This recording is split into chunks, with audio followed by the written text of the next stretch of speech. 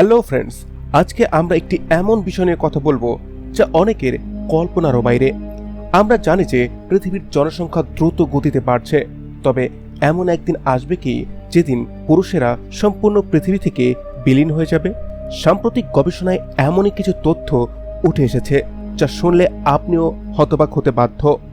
এখন এটি কি কেবল কল্পনা, নাকি এর পেছনে বিজ্ঞান সত্যি কিছু বলতে চাইছে? চলুন আমরা এর গভীর এবং প্রভাবশালী উত্তর খুঁজে বের করার চেষ্টা করি। মানবজাতির ইতিহাস দীর্ঘকাল ধরে পুরুষ এবং নারীর একসঙ্গে বিকাশের গল্প।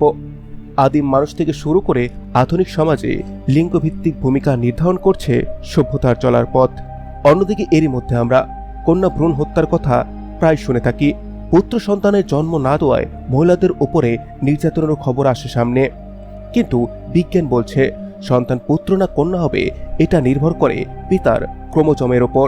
পুরুষের ওয়াই ক্রোমোজোমের সাহায্যে একজন নারী পুত্র সন্তানের জন্ম দিতে পারে, কিন্তু এই ওয়াই ক্রোমোজোমে যদি ধীরে ধীরে হারিয়ে যায়, তাহলে কি আর এই পৃথিবীতে পুরুষের অস্তিত্ব থাকবে? এক গবেষণায় ওয়াই ক্রোমোজোম নিয়ে এমনই আশঙ্কার কথা শোনালেন গবেষকরা। মানুষের দেহে প্রতি কোষে একজোড়া সেক্স ক্রোমোজোম থাকে। নারীর দেহে দুটি এক্স ক্রোমোজোম, আর পুরুষের দেহে একটি এক্স এবং অপরটি ওয়াই ক্রোমোজোম। চিকিৎসা বিজ্ঞান বলছে যে ডিম্বাণুর নিষেক ঘটে সেটি এক্স ক্রোমোজোম বহনকারী ও ওয়াই ক্রোমোজোম বহনকারী শুক্রাণুর সঙ্গে মিলিত হচ্ছে। তার উপরেই নির্ভর করে ছেলে না মেয়ে হবে। Proceedings of the National Academy of সায়েন্সের জার্নালে একটি গবেষণাপত্র প্রকাশিত হয়েছে ওয়াই ক্রোমোজোমের সংকোচন নিয়ে। বছর দুয়েক আগের এই গবেষণাপত্রে বলা হয়েছে পুরুষের ওয়াই ক্রোমোজোম ক্রমশ সংকুচিত হচ্ছে। বিজ্ঞানীরা বলছে ধীরে ধীরে সংকুচিত হতে হতে একসময় হারিয়ে যেতে পারে এই Y chromosome. Professor Jenny Grave বিষয়টিকে ব্যাখ্যা করে বলেন, অস্ট্রেলিয়ার স্তন্যপায়ী প্রাণী প্লান্টিপাসকে পরীক্ষা করতে গিয়ে দেখা গিয়েছে এক্স ওয়াই একটি সাধারণ জোড়া ক্রোমোজোম, যাতে সমান জিন রয়েছে। এখন মানুষের এক্স ক্রোমোজোমে প্রায় 900টি জিন রয়েছে, আর ওয়াইতে 55টি জিন ও প্রচুর নন কোডিং ডিএনএ রয়েছে। এর অর্থ বিগত 166 মিলিয়ন বছরে ওয়াই ক্রোমোজোমের বাকি জিনগুলো নষ্ট হয়েছে। প্রতি মিলিয়ন মানে 10 লক্ষ বছরে প্রায় 5টি করে জিন নষ্ট হয়েছে। এখন এইভাবে চলতে থাকলে শেষ 55টি জিন 11 মিলিয়ন মানে 110 লক্ষ বছরে শেষ হয়ে যাবে। তখন পৃথিবীতে হয়তো শুধুমাত্র কন্যা সন্তানের জন্ম হবে। তাহলে কি পৃথিবী থেকে পুরুষের অস্তিত্ব মুছে যাবে? এখানে নতুন আশার আলো দেখিয়েছেন প্রফেসর গ্রেভস। তিনি বলেন, গবেষণায় দেখা গিয়েছে তখন নতুন লিঙ্গ নির্ধারণ জিন উদ্ভাবন হতে পারে, তবে বিষয়টি ততটাও সহজ নয় বলে মন্তব্য করেছেন তিনি। নতুন লিঙ্গ নির্ধারণকারী জিনের বিবর্তনের সঙ্গেও ঝুঁকিও আসে। যদি পৃথিবীর বিভিন্ন প্রান্তে আলাদা আলাদা বিবর্তন হয় তবে কি হবে? নিজেই প্রশ্ন তুলেছেন প্রফেসর গ্রেভস।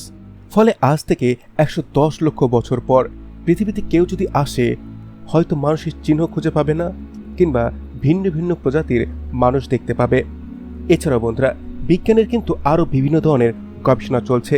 একবার কল্পনা করুন, এমন একটি পৃথিবী যেখানে কেবল নারী দ্বারা প্রজনন সম্ভব হচ্ছে। কিছু বিজ্ঞানী একে প্যাথোনোজেনেসিস নামে অভিহিত করেছেন। কিছু সরীসৃপ এবং পোকামাকড়দের মধ্যে এই প্রক্রিয়া ঘটে, যেখানে কোনো পুরুষের প্রয়োজন ছাড়াই সন্তান জন্ম নেয়।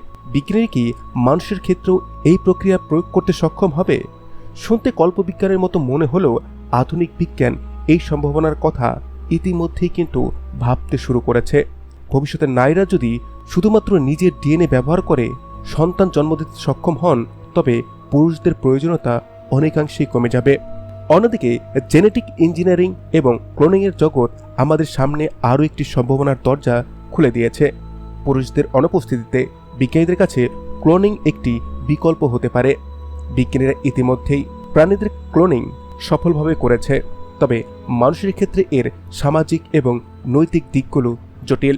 কিন্তু ভবিষ্যতে এই ক্লোনিংয়ের মাধ্যমেই বিজ্ঞানীরা কিন্তু আবার পুরুষদের ফিরিয়ে আনতে পারবে। আর যদি তা না হয়, তাহলে সম্পূর্ণভাবে একটি নারীবাহিত সমাজে মানুষ প্রবেশ করবে।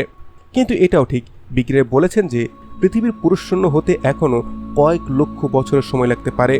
কিন্তু এই প্রসঙ্গে আমাদের সামনে যে মূল প্রশ্নটি থাকে তা হলো, আমরা কিভাবে এই পরিবর্তনের জন্য প্রস্তুত হব? ভবিষ্যতে মানুষ কেমনভাবে টিকে থাকবে? এই সম্ভাবনা অবশ্যই আমাদের একটি বৃহত্তর বৈজ্ঞানিক আলোচনার দিকে নিয়ে যায়। নারী এবং পুরুষের ভারসাম্য যদি সত্যি পরিবর্তন হয়, তাহলে আমাদের সমাজ, পরিবার এবং সম্পর্কের কাঠামো পাল্টে যাবে।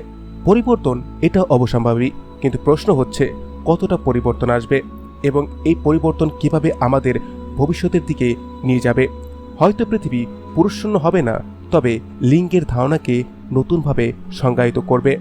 আমরা কল্পনা করতে পারি, কিন্তু আমাদের সামনে এখনও অনেক প্রশ্ন আছে যার উত্তর কেবলমাত্র সময় দিতে পারবে। এখন এই বিষয় নিয়ে আপনার কি মতামত? আপনি কি মনে করেন যে ভবিষ্যতে পৃথিবী পুরুষশূন্য হয়ে যাবে? আমাকে জানাতে ভুলবেন না।